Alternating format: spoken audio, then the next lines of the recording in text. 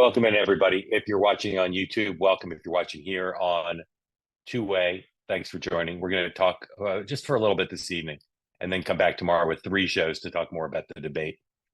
If you're watching on two-way, I'd love for you to raise your hand. I'm going to call on lots of people with their hands up tonight. I just want you to give me 20 seconds on what you thought about the debate. I want to get to as many of you as possible, but I really only want 20 seconds because we got to speed through, folks, because we're just going to be visiting for just a little bit. I put out what I thought both on X and in Substack about the debate. I thought she was a C plus with 2 exceptions: A on abortion, A plus on baiting Trump. I thought Trump had his worst debate that I've ever seen him have. And the moderators, I thought, were completely both unskilled in their formulation of questions and completely biased in their formulation of the topics and in terms of their follow-ups. To me, the most comical part of this debate in terms of the moderators was they'd ask her a question about immigration that was poorly phrased. She gave a completely evasive answer on the question, which was, why did the administration change its policy so late? And would she have done anything differently? She gives an evasive answer. She baits Trump in her answer by talking about crowd size. Trump talks about crowd size, and then they move on. They don't follow up at all. That, to me, signified the night perfectly. She's evasive. She skillful at baiting Trump. Trump takes the bait, and the moderators side with her.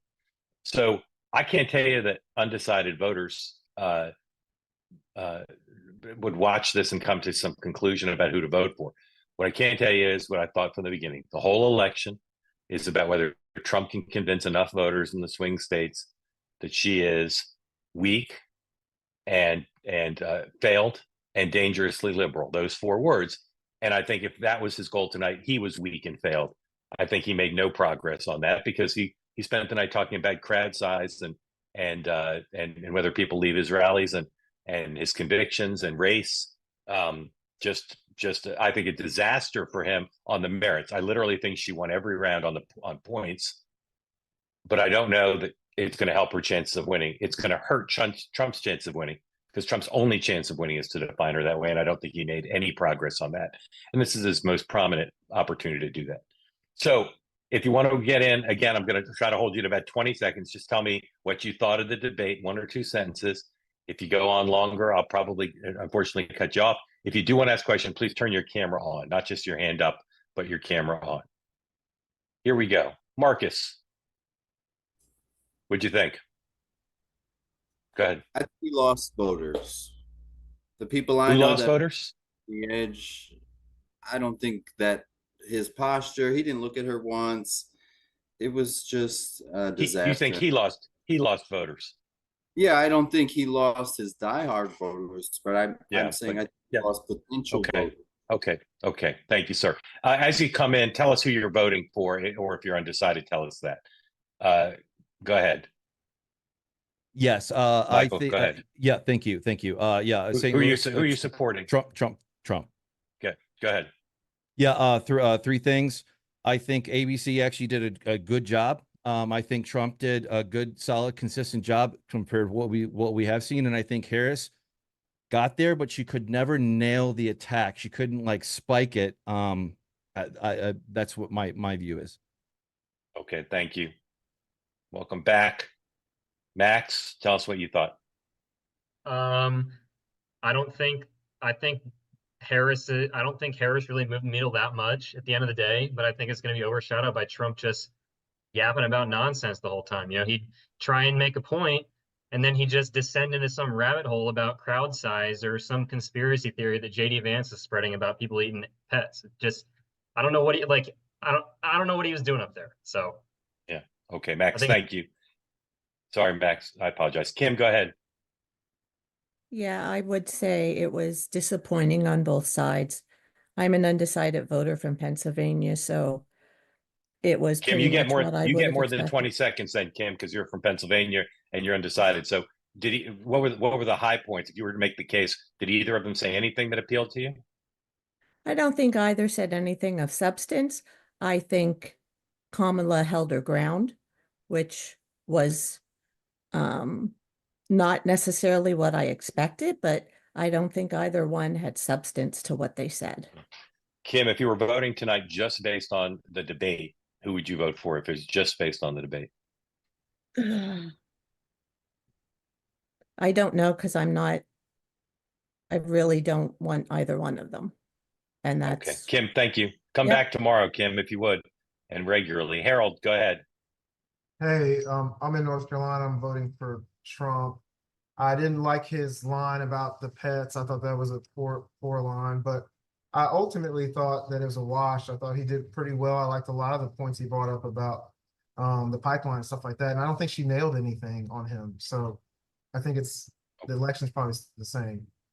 Okay, Harold, thank you. Ryan, go ahead. I'm a Kamala supporter. I live in Florida, but I watch with my dad, who is as independent as they come in the Commonwealth swing Commonwealth of Pennsylvania. And there was a point where I just noticed where he just was lost, where Trump lost him by just his nonstop rambling, and he can't control himself. Where, at least I hope so. So I Okay. hope that's the case for others. Okay. Thank you, sir. Appreciate it. Bernadette, welcome. Tell everybody who you're supporting and what you thought. I just left the Walls rally in Mesa. I'm actually going to be voting for Harris, but I was surprised that Trump was on. He was on as well as he could be on message, I guess. He didn't, other than the dog thing, he didn't completely go off the rails. And I will say, independent voters out here, the Democrats are in a bubble. And I think it's bad for the Democrats. Okay. Thank you. Bernadette, thank you. Bruce, you're a Trump supporter. What'd you think? Yeah, Trump supporter from Loudoun County, Virginia. I think the last 2 minutes, Trump bailed himself out. I thought it was a good closing. I think the debate before, other than that, was sort of what you said, pretty much a wash. And the moderators were ridiculously ridiculous, so transparently. It was, I think that's going to have a good effect. Did you think, Bruce, did you think they were both biased and incompetent? Yes, their questions were ridiculous. They were poorly phrased, and they were clearly biased against Trump. Okay, Bruce, thank you. Harlan, go ahead. I'm calling from California, voted Trump 2016, Biden 2020, went in super skeptical of Kamala, sorry.